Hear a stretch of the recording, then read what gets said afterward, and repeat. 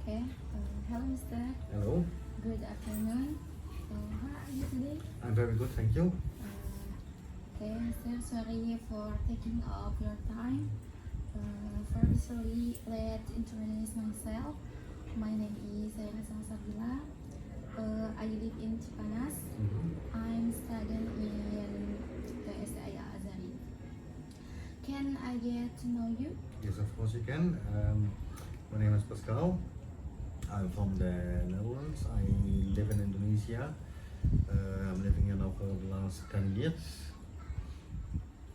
I'm originally a chef, and over here in Indonesia, I mainly spend my time with agriculture, photography, and sometimes a little bit of part-time education. Can I call you Mr. Pascal, right? Yes, you can. Yes. Then I have a question about Indonesian culture. What do you think of Indonesia culture? Indonesian culture is it's a very interesting culture actually, because there's a big mix of different things going on.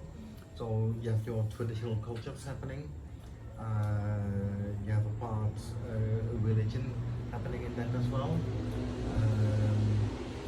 Those two have a very strong mix, and a lot of people don't really realize it, but a lot of local habits and local things that are happening are actually a big mix of those two things.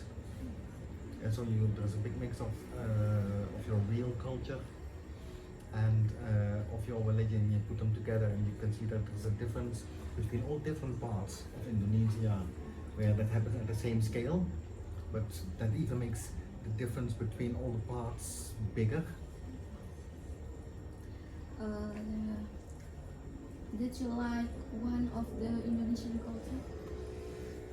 Oh, to like one particular one is very difficult to say because it's so diverse. If you have a look in general, yes, it's over here. West Java would be also a big part of Indonesian culture. It's fairly widespread over here. A lot of people from this area, from West Java, they go to the rest of the country, so they bring part of their culture with them, and they like to keep it in that way. And then about education of Indonesia. How is education different in Indonesia and Netherlands? Or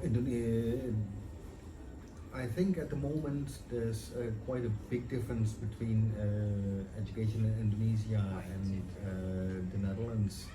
Like in the past, because Indonesian education system is based on the old Dutch education system.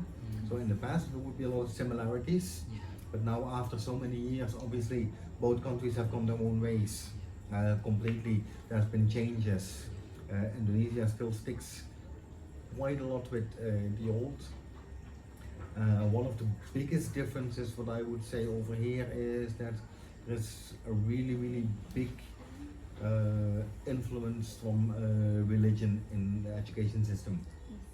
There's really there's a really big influence from religion in the education system. There's a big influence from religion also in politics in general. In general, not just obviously in society, but that's a different thing. Yes, I personally think in education, especially general education, like you guys, you are going to university and you're going more specialized. That's a different story. But if you look at primary, secondary education, so SMA, SMK, that kind of stuff, then I think religion should be more broad. Yes, and not too much emphasize more about language, about mathematics, those kind of things. Yeah, if I see, too basic. yeah, keep that more basic. If I see like you guys, you're in university. If I see people coming out of senior high school, if you look at the command of foreign language, which is in general only English. Yeah, English is a big important language. And in general, Indonesians, Asian people in general as well, that their English is very bad. Yeah. Unless you go to a tourist area, that's it's not too bad over there. If it's a really big tourist area, in general it's good. But if you go to the normal side, if you look at the normal countryside people, normal city people, English in general is quite bad. Next. And it is a very important language.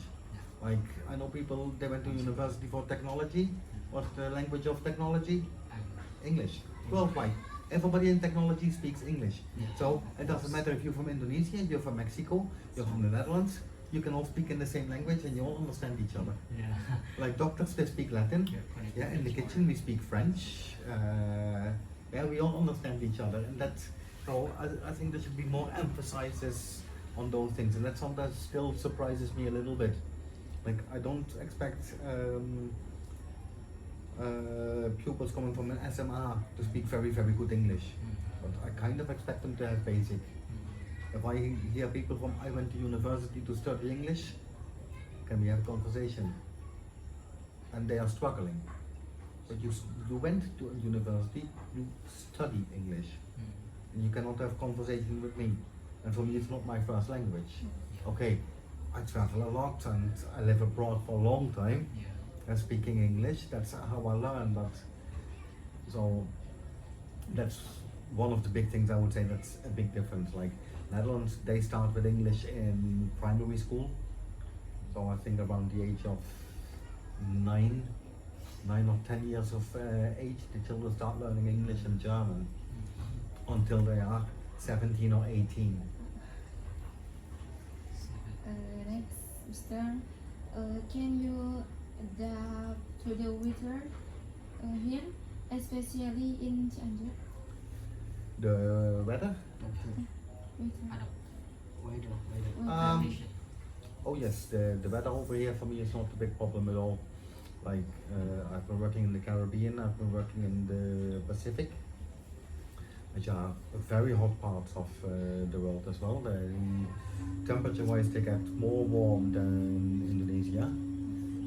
They're not as humid. And then obviously I work in the kitchen.